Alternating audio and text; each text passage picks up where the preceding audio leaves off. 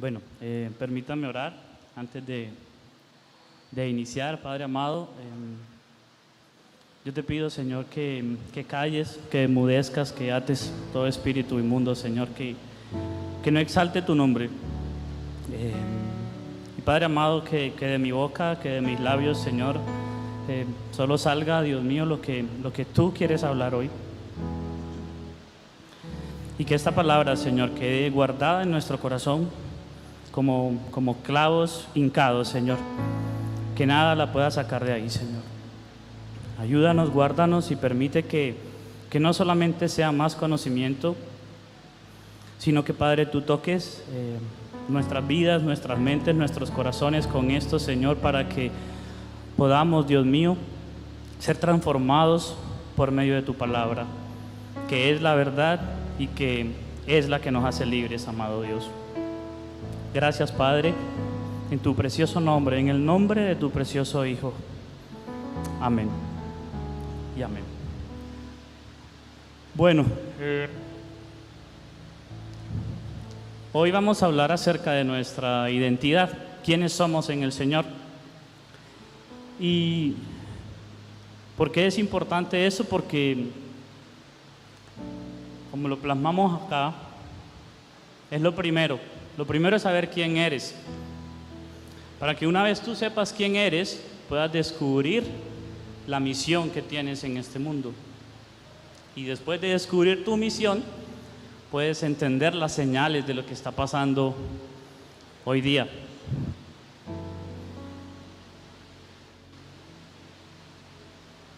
En esencia, como tú te defines a ti mismo, va a determinar si sigues el plan de Dios o si sigues el plan de los hombres.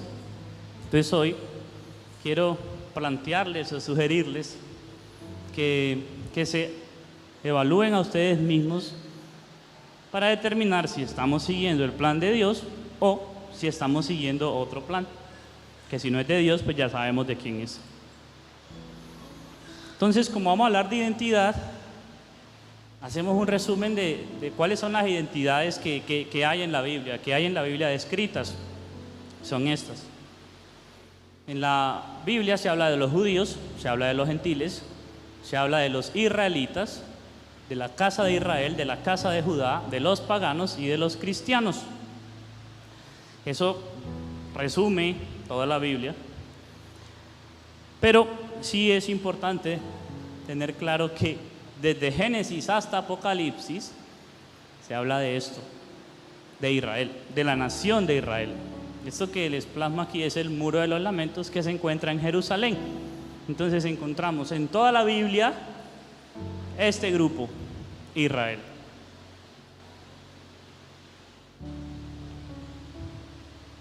Bueno, mitos comunes, lo que creemos hoy, que los cristianos han reemplazado a Israel como el pueblo elegido de Dios. Eso se conoce en la teología como la teología del reemplazo. Y es que el Israel de la Biblia está solo compuesto del pueblo judío. La Torá, que se traduce al español como ley y que son las instrucciones de Dios, fueron dadas solamente al pueblo judío y a nadie más. Esos son los mitos que tenemos hoy. Y que los días festivos de la Biblia que los discípulos celebraban eran fiestas judías. Eso es mitos, lo que nos han enseñado hasta hoy. La teología del reemplazo, ¿qué dice? Dice que es la creencia de que la iglesia cristiana reemplaza o sustituye a los israelitas en el plan de Dios y que el nuevo pacto anula las promesas bíblicas a los hijos de Israel, incluyendo el pacto abrahámico, el pacto de la tierra prometida y el pacto davídico, el pacto de David.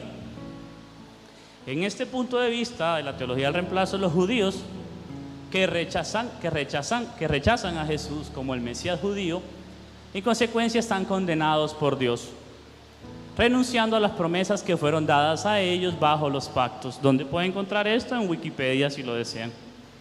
Para los que les gusta investigar, van y esto les va a aparecer acerca de la teología del reemplazo. Sin embargo, hay algo que pues uno se pregunta, ¿por qué pasa esto? Porque el pueblo judío ha tenido increíbles logros durante la historia de la humanidad. ¿A quiénes sabemos? ¿Quiénes son judíos? Pues sabemos que son judíos. Albert Einstein, Harrison Ford, Steven Spielberg, Levi Strauss, quien inventó los jeans, aquí está. Hay muchos más. ¿Qué logros, qué inventos ellos han tenido? La bombilla de luz, el láser, el marcapasos. ¿Cuántas vidas se salvaron por eso? El desfibrilador, ingeniería genética, el acero inoxidable, las vacunas contra la peste bubónica y contra el cólera, la vacuna contra el polio, el capitalismo, los jeans, que ahorita de Levi nos ha ayudado mucho. Películas con sonido, el TV a color.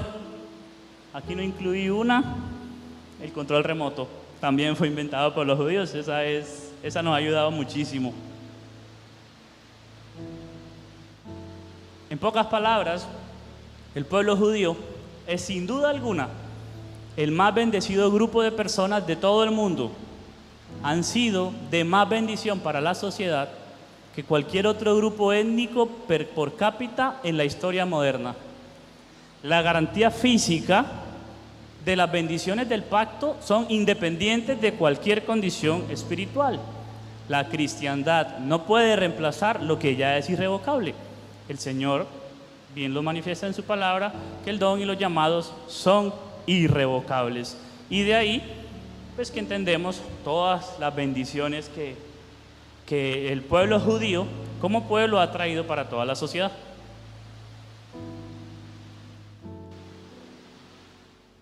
Bueno, entonces, otro mito que quiero tocar hoy es que Israel es solamente el pueblo judío.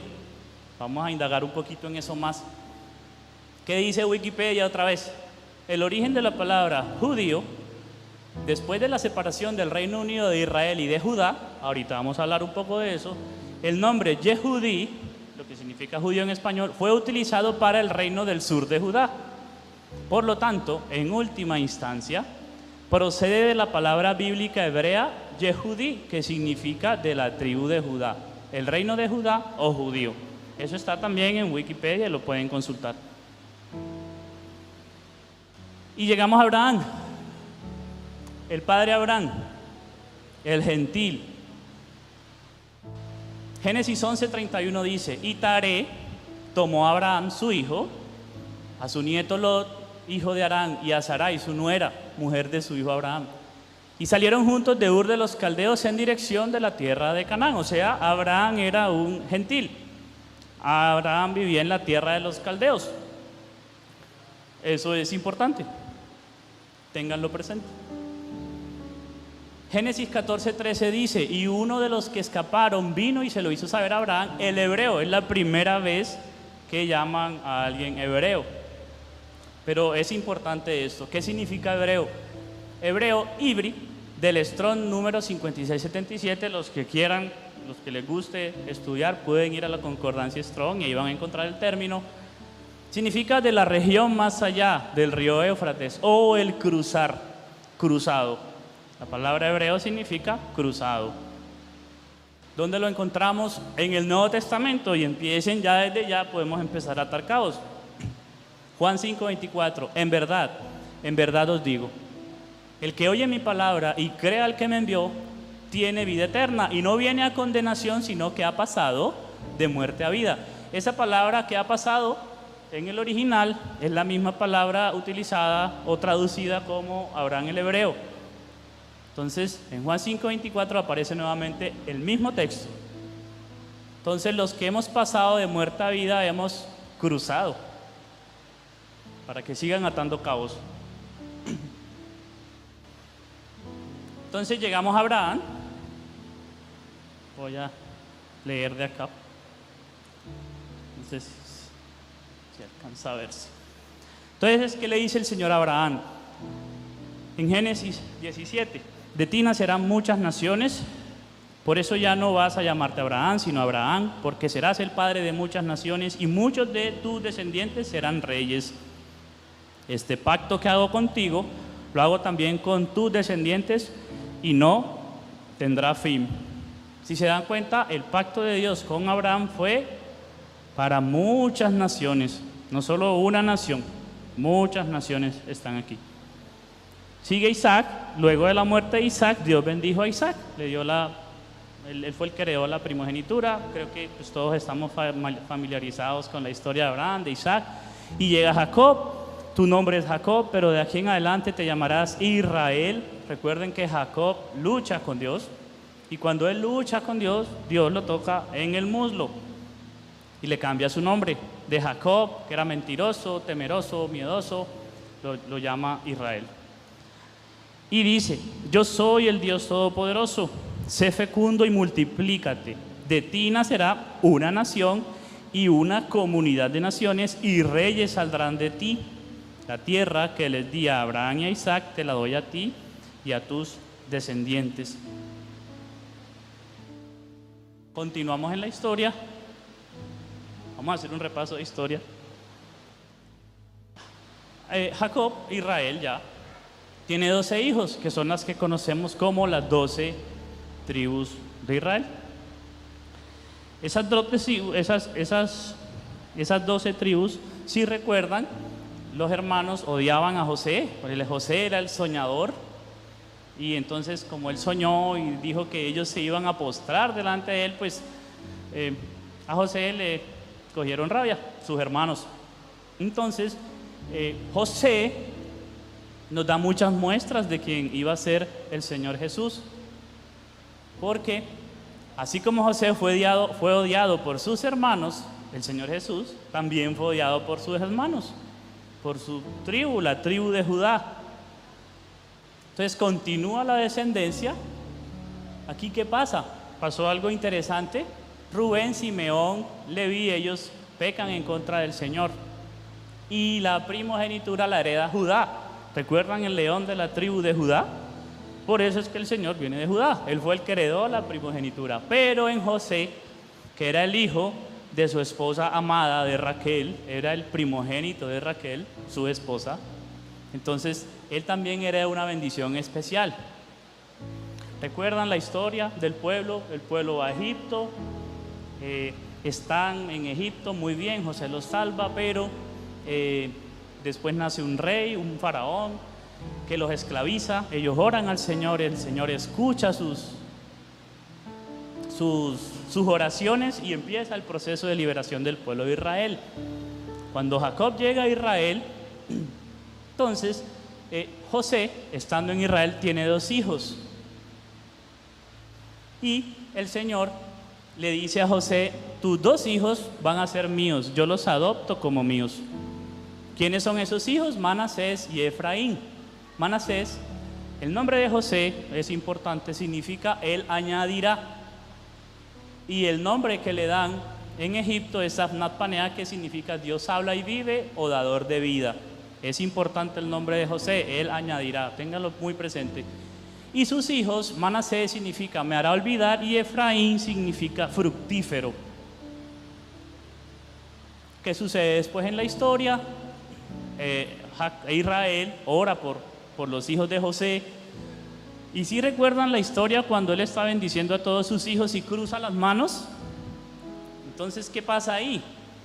Israel cruza las manos para bendecir a sus niños, y José, eso está en Génesis 48, lo pueden buscar. José le dice: así no, padre mío, porque Manasés es el primogénito, así no. Pero miren lo que le dice Israel. Israel estaba profetizando en su lecho de muerte.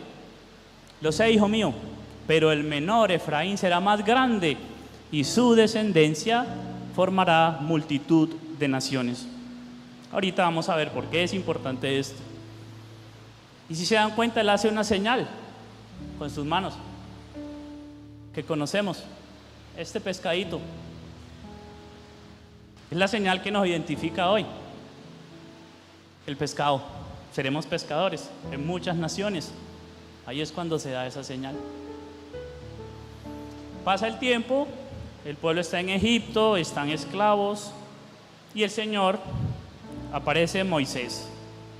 Creo que todos conocemos la historia de Moisés, como el pueblo está esclavo, el Señor llama a Moisés, le toca irse porque mata a un soldado del faraón. Y bueno, él está en su proceso, el Señor lo llama, viene, pasan las 10 plagas, el Señor libera al pueblo de Israel a través de Moisés y el pueblo ya está en el desierto. Está Moisés con el pueblo de Dios, Israel. ¿Cuántos eran? Dicen que eran más o menos 3 millones de personas, o sea, mucha gente. Colóquense en el momento, probablemente era la iglesia más grande que ha existido jamás.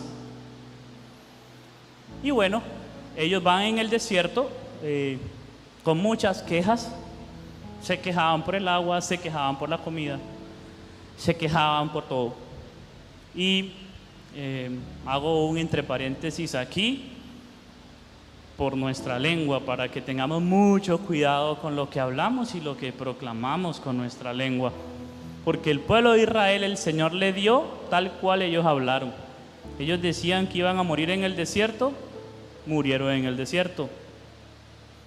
Entonces tenemos que tener mucho cuidado con la queja, porque nosotros tenemos mucho del corazón de Israel. Si tenemos trabajo, estamos muy cansados porque tenemos trabajo. Si no tenemos trabajo, queremos tener trabajo. Si tenemos alimento, entonces no, qué feo porque otra vez huevitos. Si no tengo huevitos, entonces no tengo nada para comer. Siempre nos estamos quejando. Y con la queja, el Señor odia tanto la queja, que miren lo que pasó con el pueblo de Israel. 40 años duraron dando vueltas en el desierto, cuando el trayecto les debía tomar, bueno, dicen los que saben, que máximo una semana. ¿Por qué? Por la queja. ¿Qué significa la queja para Dios? Es como si le estuviéramos diciendo a Dios que si yo fuera Él, yo haría las cosas diferentes. Entonces estamos quitándole a Él su lugar en mi vida. Entonces los invito a que tengamos mucho cuidado, porque la historia del pueblo de Israel nos deja ver que lo que declaremos, que lo que hablamos tiene mucho poder, y la palabra sí mismo lo confirma. La palabra tiene poder, nuestras palabras tienen poder. Entonces el Señor lo lleva al monte Sinaí. Pasa algo muy especial este día. Este día, eso fue 50 días después que salen de Egipto. Ese día el Señor firma un pacto con Israel. La palabra en el original deja ver que es un pacto matrimonial. ¿Y qué les dice? Eso está en Éxodo 20. Dice: yo soy el Dios de Israel. Yo los saqué de Egipto, donde eran esclavos. No tengan otros dioses aparte de mí. No hagan ídolos ni imágenes de nada que está en el cielo, en la tierra o en lo profundo del mar. No se arrodillen ante ellos ni hagan cultos en su honor. No usen mi nombre sin el respeto que se merece. Recuerden que el sábado es un día especial dedicado a mí. Ese día nadie deberá hacer ningún tipo de trabajo. Yo hice en 6 días el cielo, la tierra y el mar, y todo lo que hay en ellos, pero el séptimo día descansé. Por eso bendije ese día y lo declaré un día especial. Obedezcan y cuiden a su padre y a su madre. Así podrán vivir muchos años en el país que les voy a dar. No maten, no sean infieles, no forniquen ni adulteren, no roben, no hablen mal de otra persona ni digan mentiras. No se dejen dominar por el deseo de tener lo que otros tienen. Y los israelitas, recuerden que era un pacto matrimonial, o la connotación es de un pacto matrimonial. Los israelitas dijeron: haremos todo lo que el Señor ha ordenado. En otras palabras, la novia dijo sí. Entonces pasó algo. Esa misma noche la novia le es infiel. Recuerden cuando Moisés bajó del monte, infortunadamente ya ellos tenían una imagen ahí. Entonces la novia le es infiel. Y imagínense esa escena. Imagínense el novio y la novia. La novia le dice que sí, pero llega a su cuarto, al cuarto de bodas, el novio, y encuentra a la novia con otro. La imagen es tremenda. Entonces Israel rompe el pacto el primer día, la noche de bodas. ¿Quiénes estaban ahí? ¿Cuántas tribus de Israel estaban en el monte Sinaí? ¿Cuántas tribus dijeron que sí al Señor? ¿Cuántas? Las 12. Las 12 estaban ahí. ¿Quiénes son? Aser, Zabulón, Dan, Neftalí, Benjamín, Rubén, Gad, Leví, Simeón, Isaacar, Judá y José. Todas estaban ahí. Entonces, pasa lo que pasa, se sigue quejando del pueblo de Israel, siguen desobedeciendo al Señor, y entonces les llega lo que pidieron: van a morir en el desierto. Pero sus hijos sí van a llegar. Los que ustedes decían, los que Israel decía que iban a morir en el desierto, el Señor dijo: pues no, ellos sí van a llegar, pero ustedes van a morir en el desierto. Entonces, ¿qué pasó? Llegan al río Jordán, pasaron muchas cosas, estamos resumiendo todo, pero ¿qué pasa? Parados en el río Jordán, antes de entrar a la tierra prometida, ya no están los padres que murieron, están los hijos que no iban a llegar, pero que llegaron. Deuteronomio 28:15, ¿qué dice? Pero sucederá que si no obedeces la voz del Señor tu Dios, guardando todos sus mandamientos y estatutos que te ordeno hoy, vendrán sobre ti todas estas maldiciones y te alcanzarán. Además, Deuteronomio 28:64, el Señor, ahí describe todo. Además, el Señor te dispersará entre todos los pueblos de un extremo de la tierra hasta el otro extremo de la tierra, y allí servirás a otros dioses de madera y de piedra que ni tú ni tus padres habéis conocido. Entonces el Señor les hace un recorderizo otra vez. Les dice: oiga, en Éxodo 20 les di la ley, desobedecieron, pero me voy a asegurar con los que van a entrar de que también a ellos les voy a dar la ley. Entonces aquí les hice un recorderis del pacto matrimonial.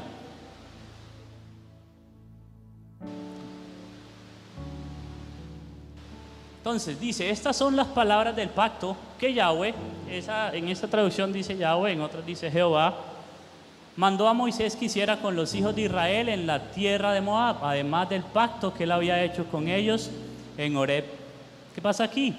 Y quiero otra vez enfatizar que el pacto fue con las 12 tribus, y lo hizo el mismo Señor, Yahweh, Jehová, que por cierto la palabra Jehová, para que aclaremos, significa, el hebreo es Yehovah, que es el que será, el que es y el que fue, o sea, el eterno, o sea, él nunca cambia.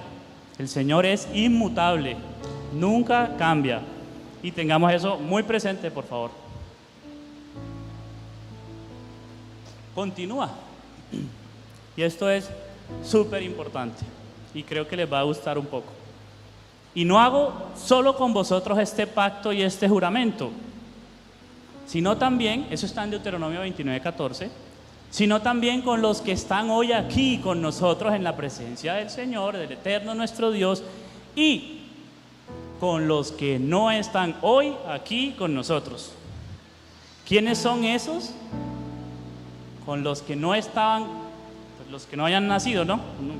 Uno diría, bueno, o sea que el pacto no solamente fue con las 12 tribus, sino con algunos que no hayan nacido en ese momento. Y eso es para emocionarnos. Entonces, ¿qué pasó? Ellos entran a la tierra prometida. En la tierra prometida vuelven a desobedecer al Señor, se apartan de las leyes que Él les dio, y el Señor es un Señor justo, Él es un Dios justo. O sea, Él tiene que cumplir lo que les dijo que iba a pasar, porque si no, no fuera justo. Entonces, el que les dijo, que leímos, si desobedecen, van a haber un pocotón de maldiciones. Las invito a que las lean en Deuteronomio 28, pero también los dispersaré. Y bueno, ellos siguieron, fueron conquistados muchas veces, volvían, es el periodo que se conoce como de los jueces. Entonces había un juez que temía al Señor y la gente volvía a los caminos del Señor, pero después otra vez se apartaban y otra vez volvían y se apartaban y volvían, y así estuvieron unos cuantos años. Y empieza entonces el tiempo de los reyes. Los israelitas recuperaron la tierra de Canaán y ellos quieren un rey. Al Señor no le gustó mucho esto, porque el Señor decía, oiga, pero es que yo soy su rey. Sin embargo, ellos querían un rey hombre, porque envidiaban a las otras naciones. Entonces, hubo 3 reyes que fueron reyes sobre todas las 12 tribus de Israel. ¿Quiénes fueron esos 3 reyes? Saúl, David y Salomón. Es el periodo en donde la nación de Israel alcanzó su máximo apogeo. Pero ¿hasta cuándo fue esto? Hasta que Salomón desobedece. ¿Qué pasó? Primera de Reyes 11:31 dijo, y dijo a Jeroboam, siervo de Salomón, toma para ti 10 pedazos, porque así dice el Señor, Dios de Israel. He aquí, arrancaré el reino de la mano de Salomón y a ti te daré 10 tribus. O sea, Salomón desobedeció. Si recuerdan la historia de Salomón, él le pide sabiduría al Señor, el Señor le da sabiduría, es el hombre más sabio que hay sobre la faz de la tierra, pero se desvió en pos de las mujeres extranjeras. Y las mujeres extranjeras lo llevaron a ser idólatra, a adorar a otros dioses y demás. Y el Señor le dice, por cuanto desobedeciste, ¿qué va a pasar? Lo que ya el Señor dijo, porque Dios es un Dios justo. Entonces, ahí le quita. ¿Y por qué? Primera de Reyes 11:33. Porque me han abandonado y han adorado a Astoret, diosa de los sidonios, y no han andado en mis caminos para hacerlo recto delante de mis ojos y guardar ¿qué? Mis estatutos y mis ordenanzas, como lo hizo su padre David. Los invito a que investiguen un poquito más quién es la diosa Astoret hoy día. Se parece mucho a lo que se adora en la religión popular de nuestro país. Los invito, eso se puede encontrar, eso es historia, eso no, ni siquiera es de la Biblia, es solo historia. Y continuamos entonces, ¿qué pasó con Salomón? Como él desobedece, el reino de Israel es dividido. ¿Dividido en qué? En 2 partes. 10 tribus en el norte, que fueron llamadas la casa de Israel, la casa de José, o simplemente Efraín. ¿Se acuerdan qué significa Efraín? Fructífero. Resulta que por el pecado de Salomón, el reino es separado, y en el sur quedan 2 tribus, que son la tribu de Judá y la tribu de Benjamín. Ellos son llamados la casa de Judá, o los judíos que conocemos hoy día. Entonces ya van atando cabos. Los judíos de hoy son la casa de Judá. ¿Dónde están las otras 10 tribus? ¿Dónde están? Es la pregunta que trataremos hoy de identificar.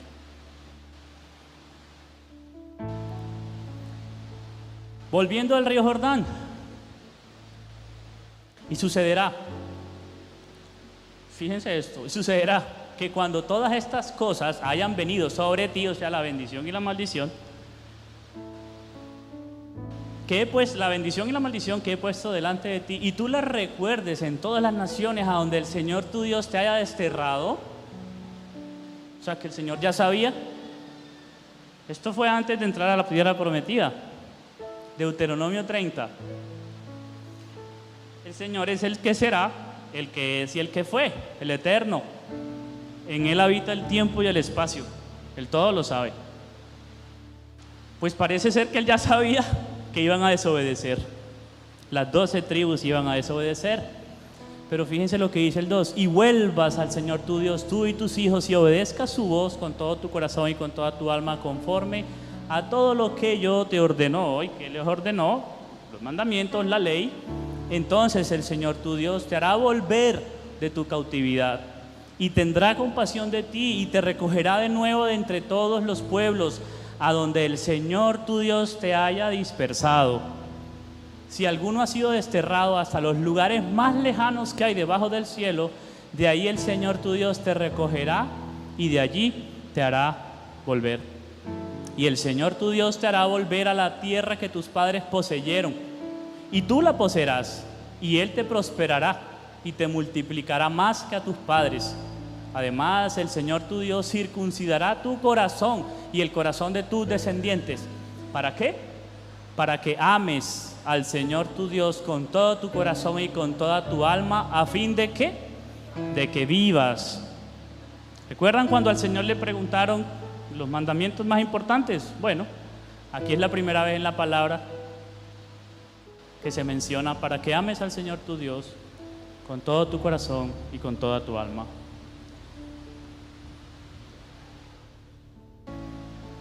Entonces, ¿qué sucedió?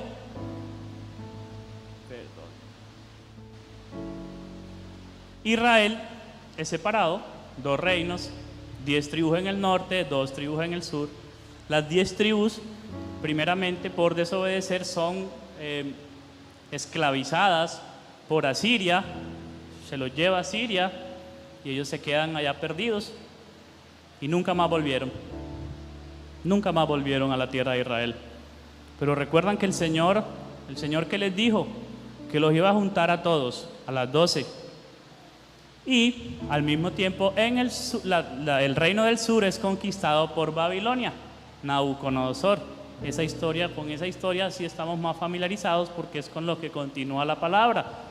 Los profetas, mayores, menores, habla de esto, precisamente habla de eso, del destierro, de las profecías que le daban a la casa del norte y a la casa del sur, o a la casa de Efraín y la casa de Judá, de lo que iba a pasar con ellos si desobedecían y si se perdían. Entonces fíjense, Israel es como una oveja perdida. ¿Y por qué quiero traer esto aquí? Porque en el Nuevo Testamento hablamos mucho de las ovejas. Siempre decimos, bueno, ¿quién es la oveja? Pues nosotros somos las ovejas. Bueno, permitamos que la palabra se defina a sí misma. ¿Qué dice Jeremías 15:17? Israel es como una oveja perdida, dispersado por los leones. ¿Israel cuál? La casa de Israel, ¿cierto? Las 10 tribus.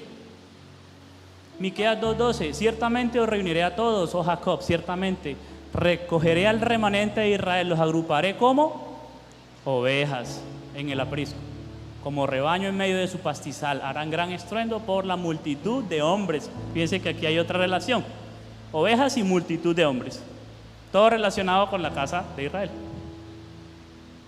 Ezequiel 34:12, como un pastor vela por su rebaño el día que está en medio de sus ovejas dispersas, así yo velaré por mis ovejas y las libraré de todos los lugares a donde fueron dispersadas un día nublado y oscuro.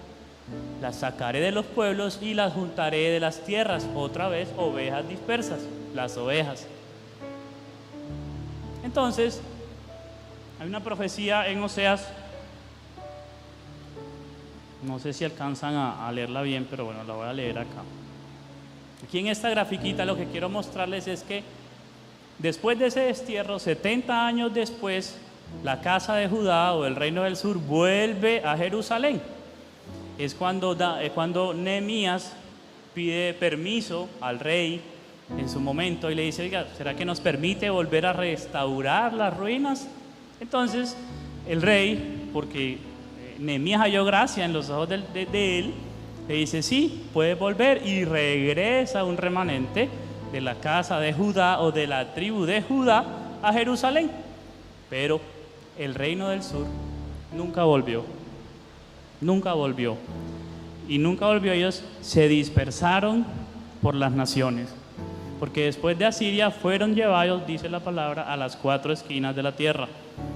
Entonces dice Oseas, pero un día los del reino de Israel, ya sabemos de quién están hablando, de quién estamos hablando, volverán a ser como la arena del mar, que no se puede contar. Cuando llegue ese día ya no volveré a decirles, ustedes no son mi pueblo, al contrario, les diré, ustedes son mi pueblo porque yo soy el Dios de la vida. Ese día será grandioso, pues yo les devolveré, fíjense en esto, a los reinos de Judá y de Israel. El mismo Señor está haciendo la diferencia. Les devolveré la grandeza que tuvieron. Volverán a ser una sola nación, tendrán un solo rey y volverán a Jerusalén los que fueron llevados a otros países. Eso está en Oseas 1:10. Y bueno, ellos están desterrados por todas las partes del mundo. Ya sabemos que el reino del norte nunca vuelve. El reino del sur sí volvió. ¿Quién es el reino del sur? Tribu de Judá, tribu de Benjamín. Continúa la pregunta ahí, ¿y dónde están las otras 10 tribus? ¿Dónde están? Y aparece el Señor Jesús en la escena, el Mesías. Decía yo hoy en la mañana, ¿por qué creen ustedes que la tribu de Judá, o los judíos como los conocemos hoy, no creen en Jesucristo como el Mesías? Porque Él tiene que cumplir esta profecía. Entonces ellos dicen, bueno, pues el Mesías vino, pero todavía los reinos de Judá y de Israel no están juntos. Entonces, como no están juntos, Él no puede ser el Mesías. Entonces, una de dos, son dos opciones: o no es el Mesías, o Él está haciendo algo mientras vuelve a venir. No tenemos otra opción. Nosotros sabemos, por supuesto, que el Señor es el Mesías. Entonces significa que Él está haciendo algo. ¿Para qué? Para traer de vuelta las 10 tribus que están perdidas. Y fíjense en esto. Llega el Señor. Él está en un día de reposo, está un sábado, leyendo la palabra, y dice, hoy se ha cumplido esto delante de ustedes. ¿Qué se cumplió ese día? Él dijo, yo soy el Mesías. Fue lo que les quiso decir, tal cual. Y fíjense frases que Él dice. ¿A quién vino el Señor? ¿A quién vino? Y Él lo deja claramente estipulado. Mateo 15:24. No he sido enviado sino a las ovejas perdidas de la casa de Israel. Espero que hasta aquí ya tengamos claro quién es casa de Israel. O sea, Él vino a salvar a la casa de Israel, o sea, las 10 tribus que están dispersas en las naciones. Mateo 18:11.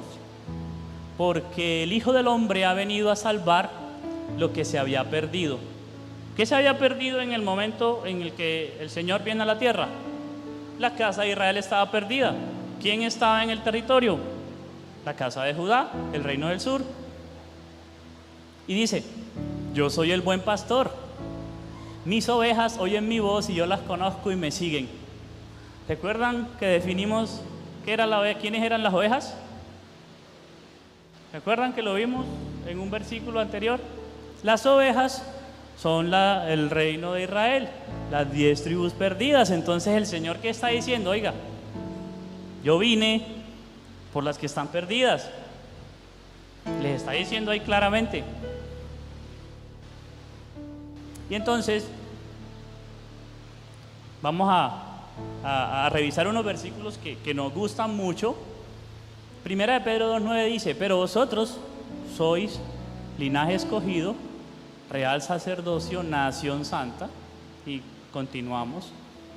Pues vosotros en otro tiempo no erais pueblo, pero ahora sois el pueblo de Dios. No habéis recibido misericordia, pero ahora habéis recibido misericordia. Ya aquí el Señor había muerto y había resucitado. Entonces Él les dice, oiga, ustedes antes no eran pueblo, pero ¿de quién está hablando? ¿A quién se refiere con quiénes son el linaje escogido, el real sacerdocio y la nación santa? Pues Pedro no se lo inventó. Él estaba citando un texto del Antiguo Testamento que está en Éxodo 19:6. Y vosotros, en Éxodo 19, ¿se acuerdan cuándo fueron dados los 10 mandamientos? En Éxodo 20. Bueno, Éxodo 19 es antes de Éxodo 20. Y vosotros seréis para mí un reino de sacerdotes y una nación santa. Estas son las palabras que dirás a los hijos de Israel. ¿Recuerdan quiénes estaban aquí? Aquí estaban las 12 tribus completas. No había ocurrido la separación, el destierro. Entonces Pedro está citando ese texto que está en Éxodo. Pablo, vamos a leer a Pablo. Es decir, nosotros, a quienes también llamó no solo de entre los judíos, sino también de entre los gentiles.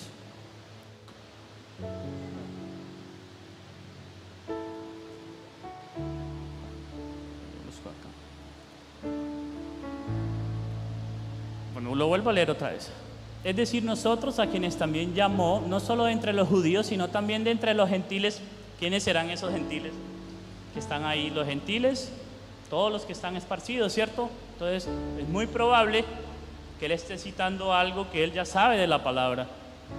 Como también dice en dónde, efectivamente ahí lo dice, en Oseas, a los que no eran mi pueblo llamaré mi pueblo, y a la que no era amada, amada mía.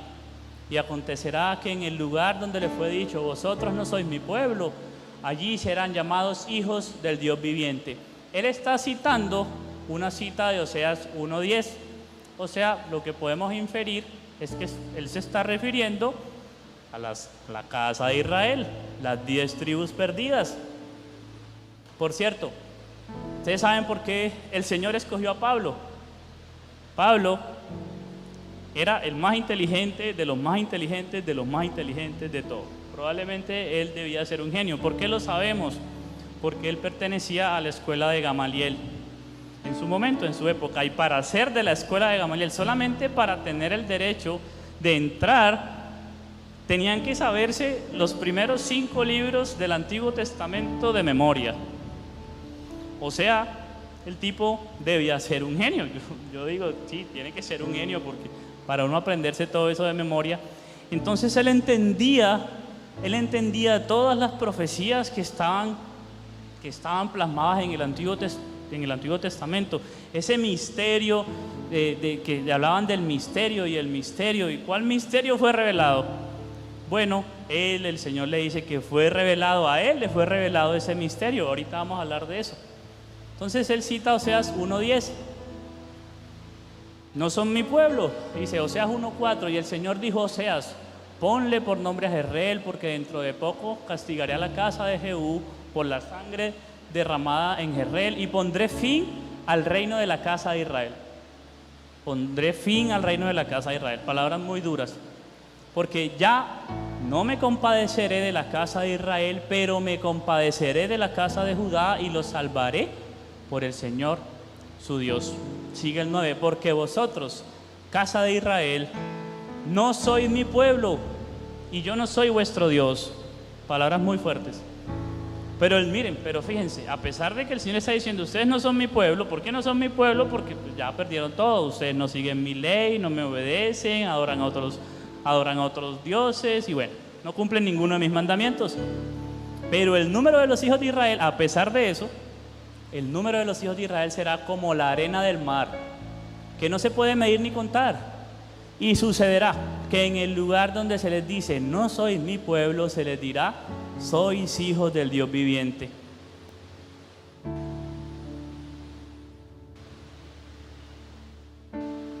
Entonces, Pablo está citando Oseas 1:10 en lo que habló de Romanos. Leamos otra vez Romanos. Es decir, nosotros a quienes también llamó, no solo de entre los judíos, sino también de entre los gentiles, como también dicen Oseas, a los que no eran mi pueblo, llamaré pueblo mío, y a la que no era amada, amada mía. Y acontecerá que en el lugar donde les fue dicho, vosotros no sois mi pueblo, allí serán llamados hijos del Dios viviente. O sea, el Señor tenía un plan. Y ese es el famoso misterio del que hablaba Pablo y el que hablaban todos. Bueno, ¿cómo es que el Señor va a traer de vuelta a las 10 tribus de Israel? Si Él mismo dijo que ya no son pueblo, o sea, ya no eran pueblo. En Oseas dice, ya ustedes no eran pueblo ni nada. Pero Él dice en Romanos, a los que yo llamé mi pueblo, ahora son mi pueblo. Este título, ¿estás listo para la mayor historia de amor de todos los tiempos? Vamos a ver algo muy lindo acá. Resulta que la casa del norte fue divorciada. El Señor le entregó una carta de divorcio a las 10 tribus del norte. Jeremías 3:8. Y vio que a causa de todos los adulterios de la infiel Israel, yo la había despedido, dándole ¿qué? Carta de divorcio. Con todo, su perfil hermana Judá no tuvo temor, sino que ella también fue y se hizo ramera. O sea, no solamente fueron las 10 tribus de Israel, también las 2 tribus que estaban en Jerusalén se prostituyeron. Pero el Señor solo le dio carta de divorcio al reino del norte. Esto nos trae un problema en la ley y el Señor siempre cumple su palabra. Recuerden que les mencioné, el Señor es el que será, el que es y el que fue. Él nunca cambia, nunca cambia.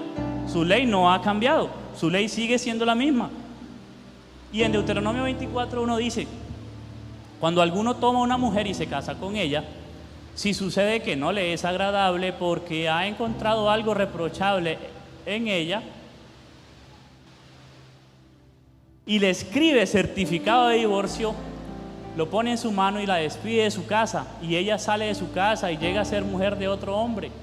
Si el segundo marido la aborrece y le escribe certificado de divorcio, lo pone en su mano y lo despide de su casa. O si muere este último marido que la tomó para ser su mujer, el primer marido que la despidió, no le es permitido tomarla nuevamente como mujer, pues ella ha sido contaminada, porque eso es abominación ante el Señor. O sea, ¿qué está pasando aquí? El Señor escribió una ley, dijo: si el esposo le da carta de divorcio a la esposa, el esposo no puede volver a estar con la esposa. Pero entonces el problema es que él le dio carta de divorcio a las tribus del norte, a las 10 tribus. Entonces, ¿cómo va a ser el Señor para restaurar nuevamente esa relación? Y ese era el misterio, eso era lo que no entendían, ni los ángeles lo entendían. O sea, nadie sabía cómo es que el Señor va a hacer para volvernos a traer de vuelta. Entonces, fíjense, Romanos 7:1, y se resuelve el misterio. ¿Acaso ignoráis, hermanos? Pues hablo a los que conocen la ley. Por cierto, ¿quiénes pueden entender Romanos 7? Según lo que está escrito, pues los que conocen la ley. O sea, si no conocemos la ley, no vamos a entender Romanos 7. Que la ley tiene jurisdicción sobre una persona, ¿cuándo? Mientras vive. Pues la mujer casada, aquí está citando Deuteronomio 24, pues la mujer casada está ligada por la ley a su marido, ¿cuándo? Mientras él vive. Pero si su marido muere, queda libre de la ley en cuanto al marido. O sea, ¿cuál era la única forma?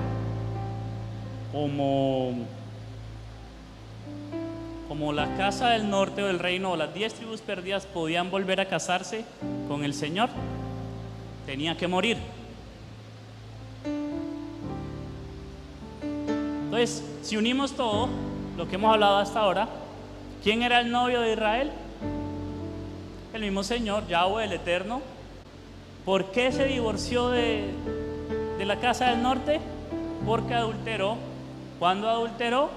Cuando incumplió el pacto, ¿recuerdan? Ellos dijeron: sí, Señor, le dan los 10 mandamientos, sí, Señor, vamos a cumplir tus 10 mandamientos, vamos a obedecer todo lo que nos digas, pero ellos no obedecieron, adulteraron. Según Deuteronomio 24, ¿podría una adúltera volver con su primer marido? No, no podría volver, eso es lo que está en la ley.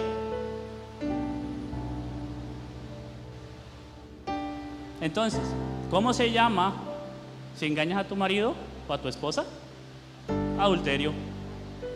Según Romanos 7, ¿cuál es la única manera de que una mujer puede librarse de la ley del adulterio?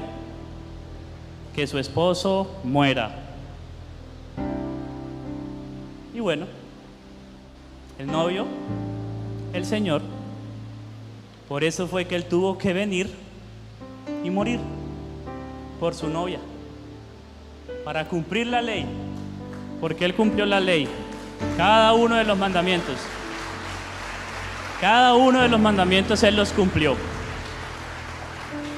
Entonces el novio murió por su novia. Y por eso es que todos hemos escuchado de las famosas cenas de la boda del Cordero. Todo se trata en la Biblia de Israel, de un matrimonio.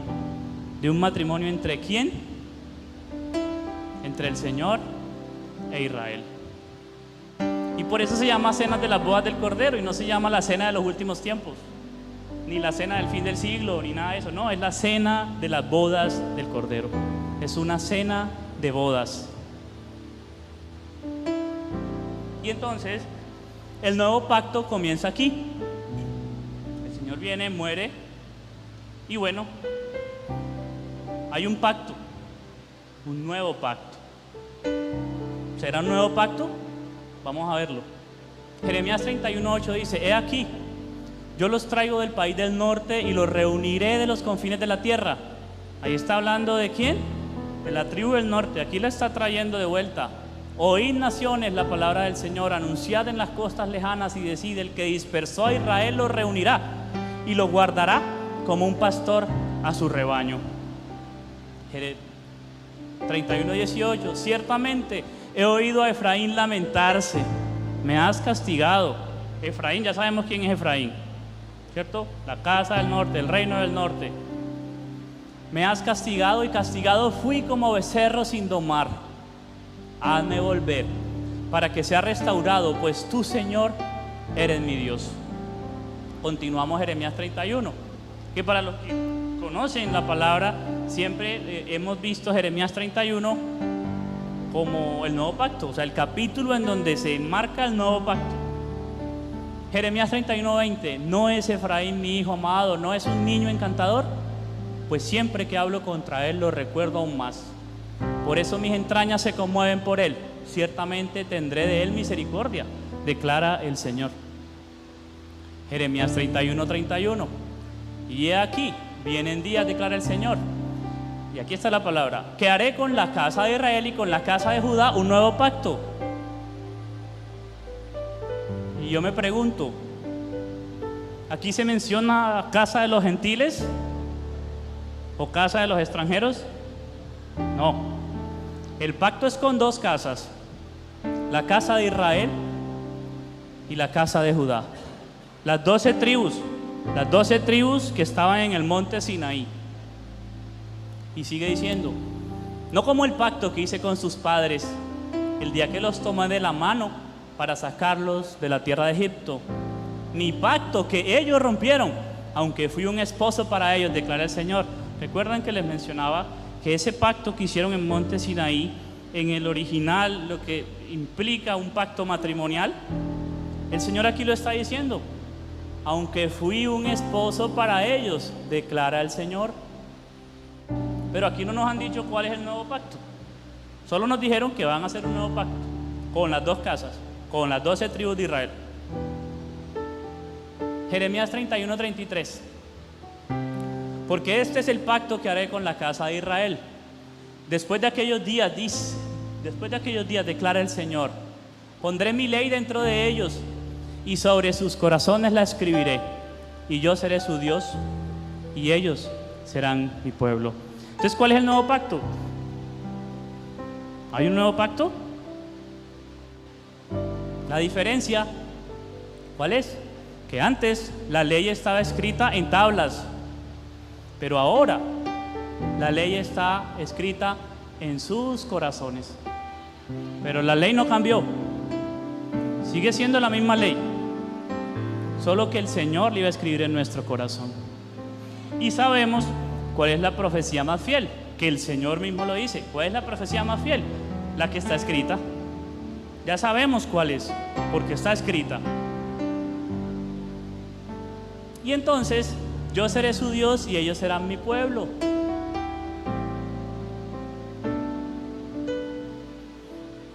Y en el Nuevo Testamento, ¿dónde encontramos eso? Aquí está en Romanos 2:14. Porque cuando los gentiles que no tienen la ley cumplen por instinto los dictados de la ley, ellos, no teniendo la ley, son una ley para sí mismos, ya que muestran la obra de la ley escrita ¿en dónde? En sus corazones.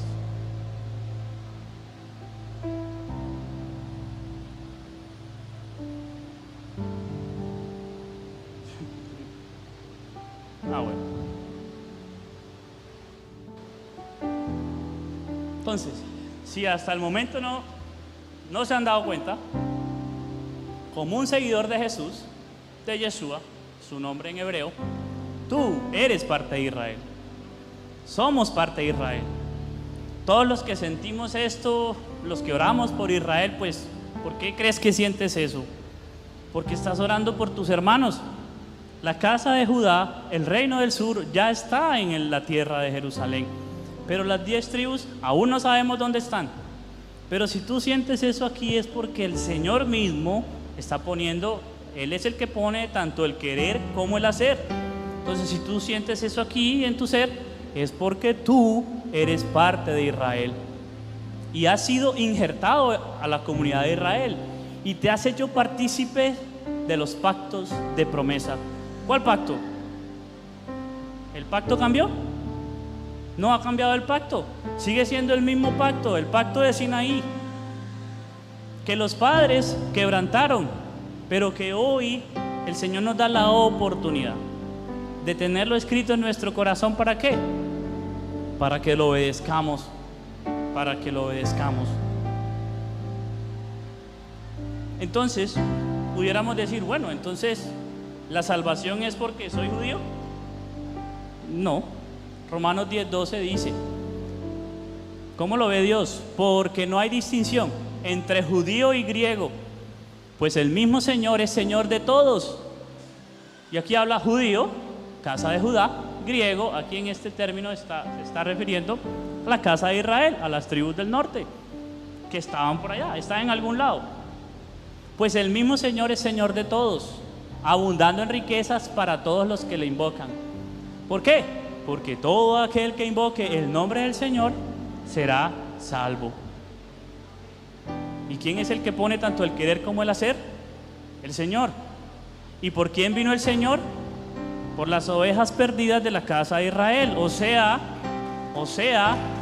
que si tú sientes en tu ser, tú eres casa de Israel. Tú eres casa de Israel, tú eres Israel. Y heredero de todas las promesas. Hay condiciones, pero somos herederos de todas las promesas. Y dice, los gentiles, el resto del mundo se une a su pueblo Israel. Entonces en Éxodo 12:49, ¿qué dice? La misma ley, porque la ley no ha cambiado, es la misma ley, se aplicará tanto al nativo como al extranjero que habite entre vosotros. Y eso es importante, porque el Señor nunca cambia. Hablamos incluso en su nombre, lo dice. ¿Se acuerdan que les dije Jehová? Otros lo pronuncian como Yahweh, otros Jehová. Realmente, como les explicaba, es Jehová es allá, el que será, el que es y el que fue. Él nunca cambia.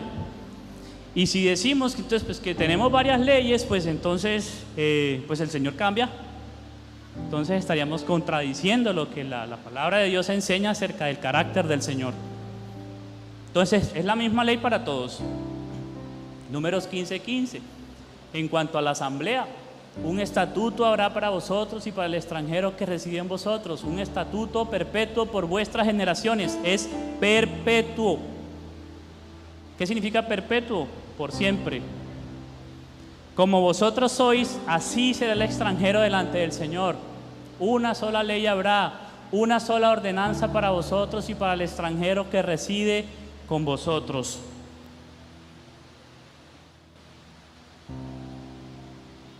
Gálatas 3:28. ¿Cómo lo ve el Señor? ¿Cómo lo está viendo el Señor desde allá?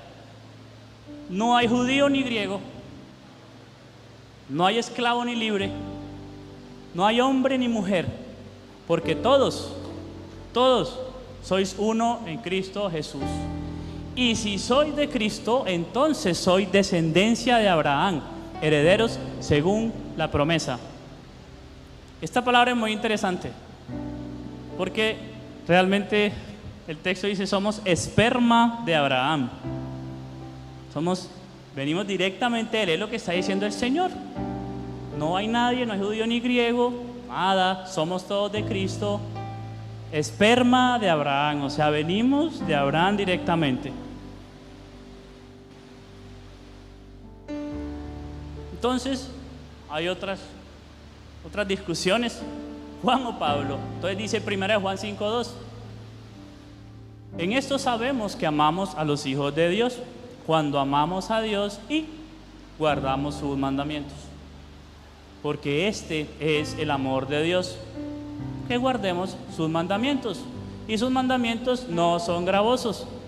¿Cuáles mandamientos? Los que están escritos, ya están escritos. Esos son los que tenemos que guardar. Cuando Juan estaba escribiendo esto, En ese momento, pues, no había Nuevo Testamento. El Nuevo Testamento lo estaban escribiendo, pero no había sido recopilado. ¿En qué estaba pensando Juan? Pues en los mandamientos que el Señor les había dado ya. Y aquí hay algo muy importante: sus mandamientos no son gravosos. El Señor está diciendo que sus mandamientos no son difíciles de cumplir. Eso es lo que está diciendo.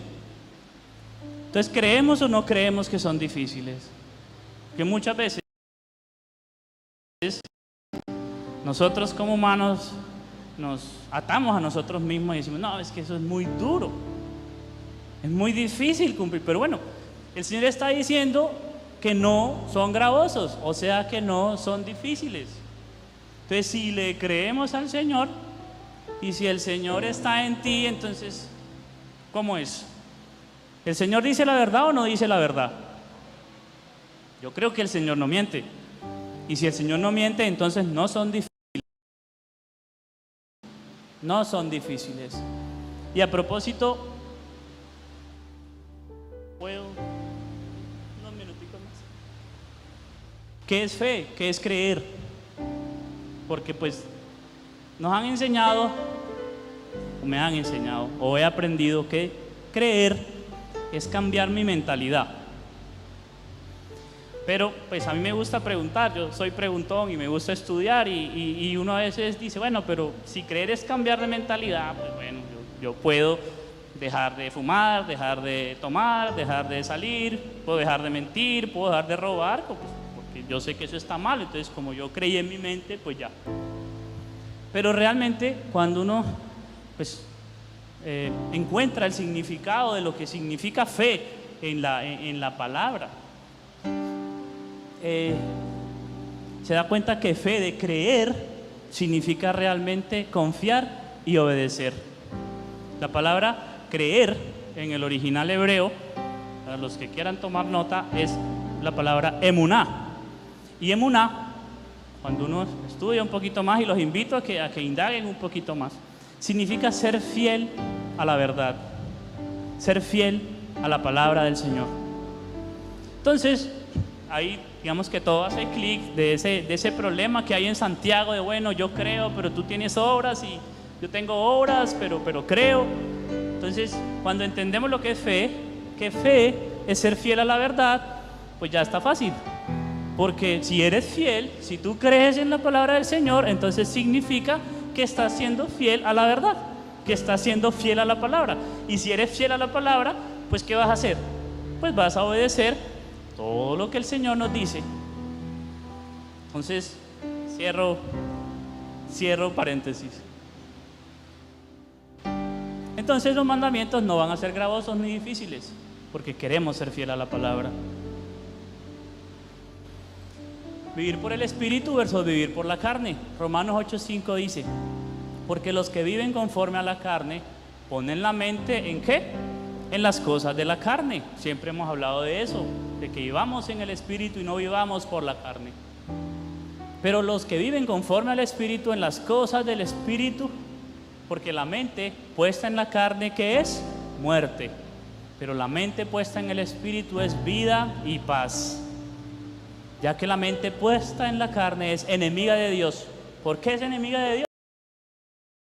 Diciendo en Romanos: porque no se sujeta a la ley de Dios. Más claro, creo yo, no puede ser. Pues ni siquiera puede hacerlo. Y los que están en la carne no pueden agradar a Dios. Entonces, ¿qué es vivir por el Espíritu y qué es vivir por la carne? El andar en el Espíritu es someterse a la ley, a las leyes de Dios. Y el andar en la carne y tener la mente puesta en la carne es no someternos a la ley de Dios. Sencillo, no hay que profundizar mucho en esto, porque aquí en Romanos está clarísimo qué es vivir en la carne y qué no es vivir en la carne. ¿Qué dice el Señor que es pecado? Lo tenemos claramente definido en 1 Juan 3:4. Todo el que practica el pecado practica también la infracción de la ley, pues el pecado es infracción de la ley. ¿Cuál ley? pues ya la tenemos escrita, ya sabemos cuál es la ley. Entonces, como conclusión, creo que tenemos claro ya que tenemos un Dios que es el eterno, el que será, el que es y el que fue. Tenemos un pacto, que es el pacto del Sinaí, pero que ya no está escrito en tablas, sino que está escrito en nuestro corazón y que tenemos escrito en la profecía más confiable de todas, que es la palabra del Señor. Ya está escrito. Tenemos una ley, un Mesías, que es el Señor Jesucristo, Yeshua, su nombre en hebreo, un solo pueblo. ¿Cuál es ese pueblo? Israel. Somos Israel, amados hermanos. Somos Israel, amados hermanos. Somos parte de Israel. Y como Israel, entonces, tenemos unas implicaciones, existen unas implicaciones porque somos Israel. Y quiero llevarlos a Josué 1. Josué 1, versículo del 7 al 9. Ya entendiendo que somos Israel, ¿ahora qué? Soy heredero de una promesa, soy heredero de un pacto. Y dice, esto fue dado a Josué. ¿Recuerdan? Josué fue el que entró a Israel a la tierra prometida. Y le dice, solamente esfuérzate y sé muy valiente. Eso significa que el tema probablemente iba a costar. O sea, si a uno el Señor mismo le está diciendo, esfuérzate y sé valiente, pues es porque probablemente iba a haber muchas situaciones alrededor que los iban a llevar a apartarse de ahí. ¿Para qué? ¿Pero para qué? Para cuidar de hacer conforme a toda la ley que mi siervo Moisés te mandó. La ley, la que hemos hablado es la ley, la que no ha cambiado. No te apartes de ella, ni a diestra ni a siniestra, o sea, nada, ni a la izquierda ni a la derecha, siempre mirando la ley. ¿Para qué? Eso tiene una recompensa muy, muy chévere. Para que seas prosperado en todas las cosas que emprendas. ¿En qué vamos a ser prosperados? En todo. ¿Cómo? ¿Cómo? Si cuidamos de hacer conforme a toda la ley que mi siervo Moisés te mandó. Nunca, nunca se apartará de tu boca este libro de la ley, sino que de día y de noche meditarás en él. ¿Cuándo? De día y de noche. ¿Para qué? Otra vez. Para que guardes y hagas conforme a todo lo que en él está escrito. Porque entonces, solo entonces, harás prosperar tu camino y todo te saldrá bien. El Señor lo vuelve a reiterar. Si guardamos y obedecemos y meditamos día y noche, entonces nos va a prosperar en todo. Siguiente. Mira, que te mando que te esfuerces y seas valiente. Otra vez. No temas ni desmayes. No temas ni desmayes. No te dé miedo. No nos dé miedo obedecer al Señor por todo lo que hay. No nos dé miedo. ¿Por qué? Porque el Señor, el Eterno, tu Dios, estará contigo en donde quiera que vayas. ¿Y qué más prosperidad puede querer un hombre, una mujer? Bueno, hablo del género completo. Que el Señor esté con nosotros en donde quiera que vayamos. Luego eso no es prosperidad. No son carros, no son casas, no son millones. La prosperidad realmente, ¿cuál es? Que el Señor tu Dios esté contigo en donde quiera que vayas. Pero ¿cuándo va a pasar eso? ¿En qué momento va a pasar eso? Sí y solo sí. Volvamos al 7. Volvamos al 7. Sí y solo sí. Te esfuerzas y eres valiente para cuidar de hacer conforme a toda la ley que mi siervo Moisés te mandó. Y bueno, eso era, hermanos, lo que les traía hoy. Y solo le pido al Señor que con este mensaje entiendas quién eres en el Señor. Tú eres Israel, tú eres Israel, y las implicaciones que tiene para ti ser Israel. El Señor nos ha abierto todas las puertas, todas las ventanas de los cielos están abiertas. ¿Para quiénes? ¿Para quiénes? Para todos aquellos que se esfuerzan y que son valientes para guardar de hacer conforme a todo lo que en la ley de Moisés está escrito.